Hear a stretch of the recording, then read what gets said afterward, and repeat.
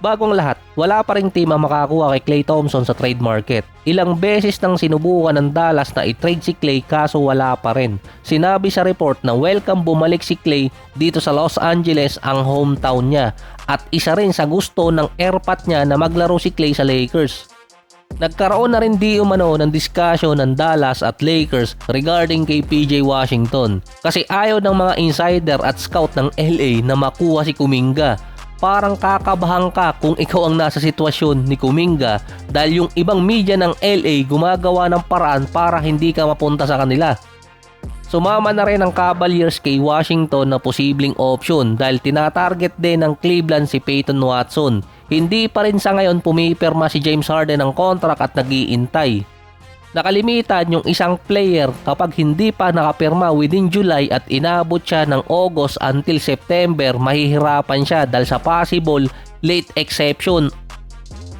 Mali pala, late contract extension, pero iba na kasi ang sitwasyon ni James Harden kasi sa kanya na nakadepende kung makakakuha ang Cleveland ng another player pa. Imminent na rin na i-trade di umano ng Dallas si Washington dahil nagkaroon ng logjam sa kanilang lineup. Meron ng magkakaparehong posisyon at inextend din ng Mavericks si Najee Marshall para makuha di umano ng Lakers si Washington, either si Bando at multiple draft picks ang kapalit. Plus kailangan ding bitawan ng LA si Jaden Hardy or kaya si Jake LaRavia para hindi sila lumagpas ng tax apron.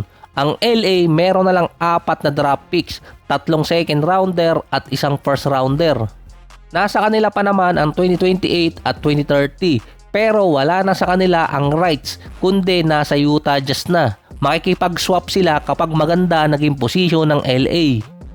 Dito papasok si Klay bilang option na makuha ng Lakers kung hindi papasok si Washington, pero mostly sa trade dahil kung dito di umano papasok si Klay bilang option para makuha sa Dallas kung hindi papasok si Washington. Pero mostly trade yun dahil kung buyout, ang posibleng puntahan ni Klay ay Miami. Gusto rin makakuha kasi ng Dallas na kapalit para kay Klay Thompson. Kahit sobra na ng player yung LA ngayon, kulang pa rin sila ng isang legit starting small forward. Ayaw bitawan si Klay na walang nakukuhang kapalit kaya hinahabol nila sa trade. Last option na ang buyout. At hindi na rin di umano makakapag-stay si Klay sa Mavericks dahil meron ng mga player na mas bata at halos kaposisyon niya. Papasok din tong si Klay Thompson dito sa Lakers dahil malamang mataypan din ni Redick at ni Pelinka. Sabihin pa, pogi rin to nung kabataan eh. Si James Harden naman willing to wait hanggat hindi pa nakakakuha ng another big signee itong Cavaliers. Kasi nga sa chain ng East since 2022, kung sino ang matalo sa conference finals, siya ang pumapasok sa finals sa susunod na taon. So pinost ko na sa FB yun. Pwede sigurong lagyan to pagdating na October na yung Cavaliers makakapasok ng finals dahil nga sa chain. Pero tagilid eh, kung Detroit pa siguro pwede pa.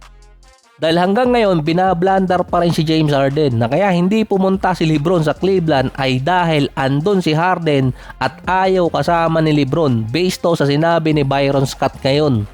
Na based din sa sinabi ni Rich Paul dati, parang may kinalaman talaga si James Harden kung bakit hindi pinili ni LeBron na umuwi at pumunta muna ng ibang state or city. Dahil yon sa pagkakatrade ni Darius Garland, sinabi rin naman nitong si Rich Paul na wala naman silang problema ni Harden. Pero parang iba yung dating.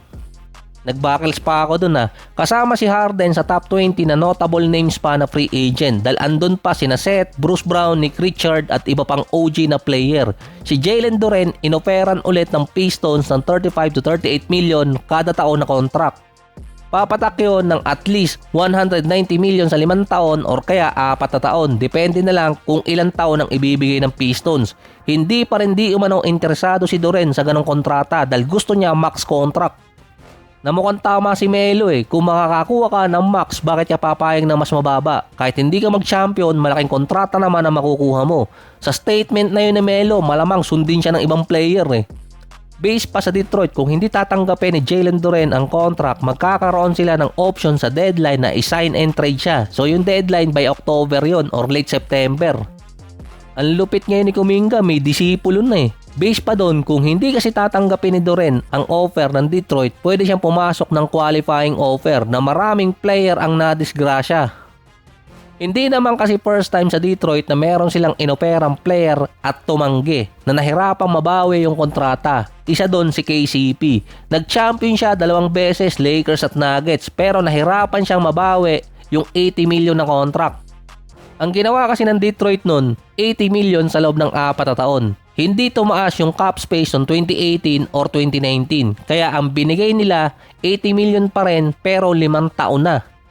Hindi kinuha ni KCP at lumipat ng Lakers para sa 18 million at ang sinabi niya papatunayan niyang dapat binigyan siya ng malaking kontrata. From 2018 to 2022 nakakuha si KCP ng kabuuan na 68 million, kulang ng 12 million para sa 80 na binigay ng Pistons. Doon pa lang mag-iisip na agad si Jalen Duren na ang bilis ng galawan sa NBA ngayon, walang nakakakuha ng max contract na lumipat ng ibang team, ang may pinakamalaki pa rin si Walker Kessler. At wala na rin naman kasing team ang makakapag-offer ng ganong kalaking kontrata na nasa mahigit 40 to 50 million kay Jalen Duren ngayon dahil halos buo na yung lineup ng mga team at ubos na ang cap space.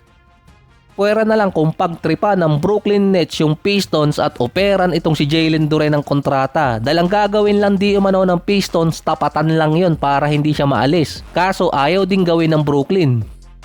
Based naman sa isang report, allegedly, ginagamit lang di umano ni Joe Lacob ang pagiging loyal ni Steph para hindi siya makagawa ng move or transaction. Si Steph at yung dalawa niyang kasama dati, si Klay at si Draymond, ang nagpalaki ng value ng Golden State. Kasabay kasi ng pagbili ni Steve Ballmer ng Clippers, nag-angatan ang value ng mga teams noong 2014. 1 taon bago nag-champion ng Golden State noong 2015. Based sa report ng mga insider, ito narinig ko na rin last time, mga 10 years ago pa. Kung magre-retire si Steph, gusto niya subukan na mapunta ng Charlotte Hornets, ang hometown niya. Doon din kasi naglaro ang tatay niya. Ginagamit lang di umano na leverage ni Joe Lacob na gusto ni Steph na mag-retire bilang Warriors. At ang pinaka-importante, si Steph ang petty king. Hindi siya nagre-reklamo sa lineup nila kahit wala silang makuha. Siya lang ata yung tanging player na hindi humihiling na magpalakas ng lineup publicly. Ang pinagkaiba pa nilang dalawa ni Lebron, kayang umalis ni Lebron ng isang team at hahabulin pa rin siya. Si Steph, kumbaga hanggang Warriors siya magiging effective kaya sinasamantala ni Joe Lacob, allegedly. Mga 2 season ago, sinabi din ng management na gusto nilang manalo ng isa pang championship bago mag-retire si Steph. Pero ngayong taon, sinabing hahabulin nilang makabuo ng lineup after mag-retire ni Steph, na hindi pa rin dinidenied ng Golden State na malamang totoo yung hahabulin nila makabuo agad ng lineup after ni Steph. Malamang hindi talaga tulog si Mike Dunleavy, pinapatulog lang. Ang problema pa lang dun, wala silang Bob Myers at Mark Jackson na dumevelop kina Steph, Klay at Draymond. Si Steve Kerr nakapag-develop ng player, sinapak na, tinrade pa.